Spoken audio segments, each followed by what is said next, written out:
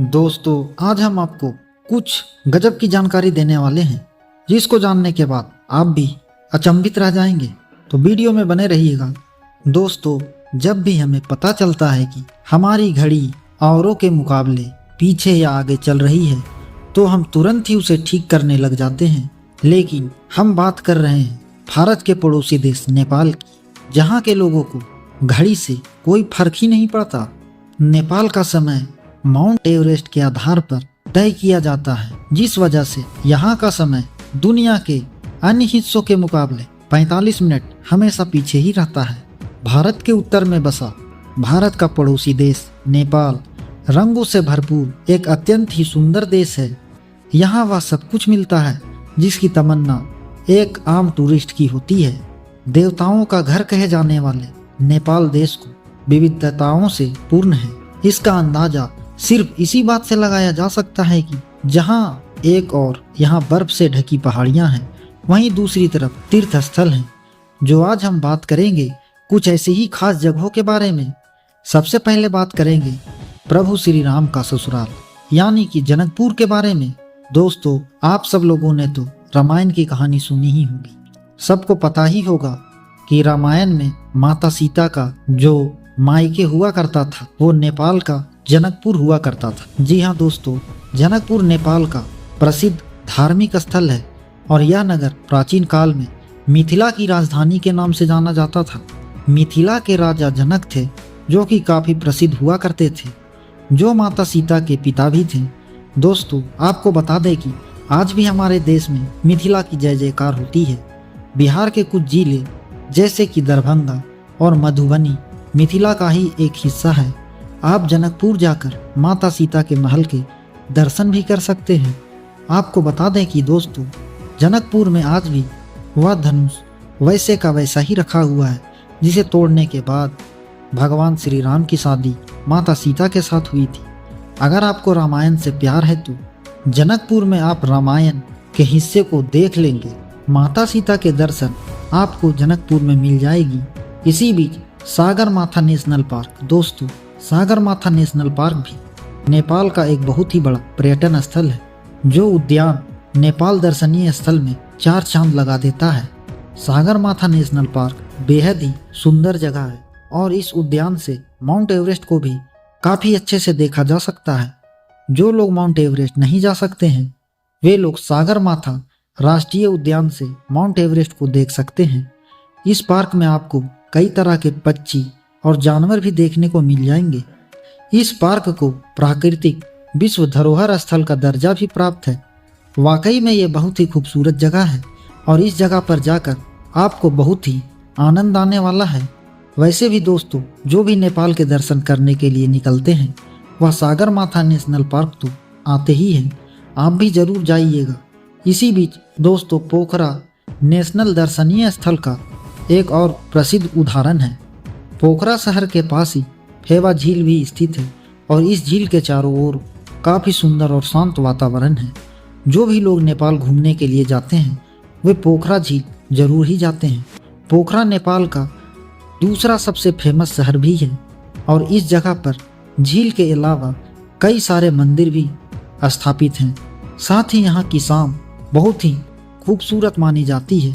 तभी कहा जाता है कि अगर आप लोग नेपाल गए हैं तो एक शाम आप पोखरा के लिए भी जरूर बचा के रखिएगा। जी हाँ दोस्तों, यहाँ आपको नेपाल की ट्रेडिशनल लाइफस्टाइल देखने को मिल जाती है। यहाँ के होटल में रहने से लेकर यहाँ का खाना पीना सब नेपाली स्टाइल का होता है। यहाँ आप नेपाल को बिल्कुल कम बजट के साथ अच्छे से जी लेंगे। दोस्तों, गौतम बुद्ध की जन्मस्थली लुम्बिनी आप सबको पता होगा, जो कि दुनिया भर के बौद्ध अनुयायियों का तीर्थ स्थल भी माना जाता है। यह स्थान भारत नेपाल सीमा से सिर्फ कुछ ही दूरी पर स्थित है। आगे बात करते हैं रोहिणी देवी गांव। यह गांव ही लुम्बिनी गांव है। सम्राट अशोक के स्तंभ के लिए इस गांव को जाना जाता है। यह स्थल यूनेस्को की विश्व धरोहर की सूची में भी शामिल है। सम्राट अशोक ने इसे अपनी नेपाल यात्रा की स्मृति में बनवाया था।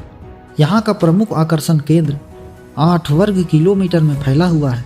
इसके अलावा माया देवी का मंदिर भी तीर्थयात्रियों के लिए अच्छा खासा लोकप्रिय है। इसमें गौतम बुद्ध की माँ माया देवी की मूर्ति विराजमान है। माया देवी इस मूर्ति में गौतम बुद्ध को जन्म देती हुई दिखाई देती हैं। कहा जाता है कि यहाँ जाकर आप जो भी मन्नत मांगते हैं वह जरूर ही पूरी होती है, और शायद यही वजह है कि लुम्बिनी में भारी संख्या में लोग आज भी आते हैं। देवघाट धाम दोस्तों, देवघाट धाम भी नेपाल के प्रमुख पर्यटन स्थल हैं। देवघाट धाम काली गंडकी और त्रिशूली नदियों के संगम पर स्थित है। मकर संक्रांति के दौरान हिंदू धर्म के अनुयायी बड़ी संख्या में यहाँ आते रहते हैं। इस दिन श्रद्धालु पवित्र नदी में डुबकी लगाते हैं, और इसके अलावा यहाँ पर घूमने लायक कई ऐतिहासिक स्थल भी हैं। दोस्तों, यदि आपकी इच्छा कम पैसे में विदेश घूमने की है तो आपको बता दें, आप नेपाल जा सकते हैं। नेपाल में जाना बिल्कुल अपने देश में घूमने जैसा है। इस देश में कई सारे हिंदू मंदिर स्थित हैं, और हर साल भारत से कई सारे लोग इस देश में बने इन प्रसिद्ध हिंदू मंदिरों को देखने के लिए आते रहते हैं। नेपाल जाने के लिए आपको ना ही पासपोर्ट की ज़रूरत है, ना ही वीज़ा की, और यहाँ आप बिल्कुल बहुत ही कम बजट में घूम सकते हैं। नेपाल देश में मंदिरों के अलावा कई सारे सुंदर पर्यटन स्थल भी शामिल हैं, जो कि विश्व भर में प्रसिद्ध हैं। नेपाल देश एडवेंचर करने वाले लोगों के लिए भी काफ़ी सही जगह है, और इस जगह पर एडवेंचर का खूब मज़ा लिया जा सकता है। आप अपनी छुट्टियों के दौरान इस देश में जाने का विचार कर सकते हैं।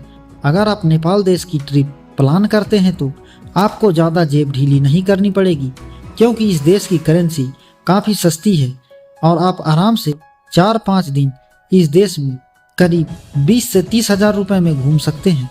यहाँ पे स्थित मंदिर भगवान विष्णु को अर्पित है, और इस मंदिर में शालिग्राम शिला या शालिग्राम पत्थर की पूजा की जाती है। आपको बता दें दोस्तों, ये वही शालिग्राम पत्थर है जिससे प्रभु श्री राम लला की मूर्ति बनाई गई है, जो कि अभी भारत के अयोध्या नगरी में विराजमान है। हिंदू धर्म के अनुसार शालिग्राम शिला में भगवान विष्णु का निवास माना जाता है, और इसीलिए इस पत्थर को काफ़ी पवित्र भी माना जाता है। इस मंदिर को पंगुरा वास्तुकला से बनाया गया है।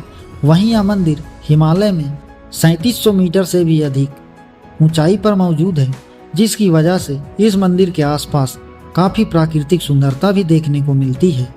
यहाँ पर तीर्थ यात्रा करना थोड़ा मुश्किल है, क्योंकि इस क्षेत्र की यात्रा में हिमालय क्षेत्र की बड़ी पर्वत श्रृंखलाओं को पार करना पड़ता है। इसी बीच दोस्तों, नेपाल दर्शनीय स्थल में प्रसिद्ध मंदिर पशुपतिनाथ मंदिर है। पशुपतिनाथ मंदिर नेपाल की राजधानी काठमांडू शहर में स्थित है, और यह बात तो आप सबको पता ही होगा कि पशुपतिनाथ भगवान शिव को ही बोला जाता है। यह सिर्फ धार्मिक स्थल के रूप में ही नहीं, बल्कि सांस्कृतिक स्थल के रूप में भी काफ़ी जग प्रसिद्ध है। यह मंदिर भगवान शिव को पूरी तरह से समर्पित है। इस मंदिर में केवल हिंदू धर्म के लोग ही जा सकते हैं। यदि आप अन्य धर्म के लोगों को इस मंदिर के दर्शन करवाना चाहते हैं तो वो लोग इस मंदिर का दर्शन मंदिर के बाहर से ही कर सकते हैं। यह मंदिर बागमती नदी के किनारे बना हुआ है। इस मंदिर के आसपास काफी सुंदर माहौल देखने को मिलता है, और शिवरात्रि के दिन इस मंदिर में पर्व का आयोजन भी किया जाता है। पर्व के दौरान काफी संख्या में भक्त इस मंदिर में आते हैं, और यह मंदिर काठमांडू से मात्र 3 किलोमीटर की दूरी पर मौजूद है। इस मंदिर में जाने का सबसे सही समय सुबह के दौरान सूर्य उदय का होता है।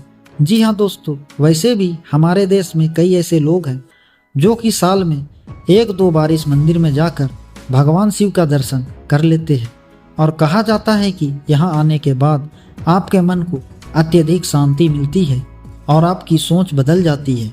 आप इस दुनिया की सच्चाई से वाकिफ हो जाते हैं। अगर आप नेपाल जाएं तो इस मंदिर को जरूर ही विजिट करें। इसी के साथ दोस्तों, काठमांडू शहर नेपाल के दर्शनीय स्थल की शोभा को बढ़ाता है। नेपाल की राजधानी काठमांडू में शाम के समय घूमने का एक अलग ही मजा आता है। दरअसल काठमांडू हिमालय के पहाड़ों से घिरा हुआ है, और ऐसे में शाम के समय यहाँ का मौसम काफी सुहाना हो जाता है। नेपाली ट्रेडिशनल डांस और कई तरह के कार्यक्रमों का आयोजन भी समय समय पर होता ही रहता है। काठमांडू में आपको शॉपिंग करने के लिए भी काफ़ी कुछ नया मिल जाएगा। काठमांडू नेपाल का बेहद ही खूबसूरत शहर है दोस्तों। साथ ही इस शहर में आप सनराइज का भी मजा ले सकते हैं। कहा जाता है कि सुबह सुबह जब धूप निकलती है तो यहाँ का नज़ारा बेहद ही खूबसूरत होता है। साथ ही अगर आपको नेपाली खाना खाने का शौक़ है और यहाँ के खाने का आप स्वाद लेना चाहते हैं तो आपको एक से बढ़कर एक रेस्टोरेंट भी नेपाल में मिल जाएंगे। दोस्तों, इस शहर की सबसे अच्छी बात तो यह है कि यह शहर बिल्कुल भी ओवर क्राउडेड नहीं है, यानी कि आपको कभी भी ऐसा लगेगा ही नहीं कि आप कहीं भी भीड़ भाड़ वाले शहर में घूम रहे हैं।